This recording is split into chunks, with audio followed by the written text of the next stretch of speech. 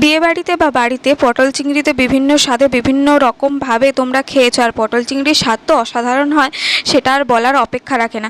তবে হ্যাঁ, আজকে আমরা যে পদ্ধতিতে পটল চিংড়ির রেসিপিটা তোমাদের সামনে উপস্থাপন করছি, আশা করি এভাবে কখনো পটল চিংড়ি খাওনি। তো আমি বলবো মন দিয়ে ভিডিওটা দেখো। সেরকম কিছুই না, পটল আর চিংড়ি, আর তার সাথে যেটা মেন উপকরণ লাগবে সেটা হলো টমেটো। এছাড়া পেঁয়াজ রসুন আদা তো থাকেই সবার বাড়িতে, এগুলো ছাড়া তো এই রকম রেসিপিগুলো ইনকমপ্লিট।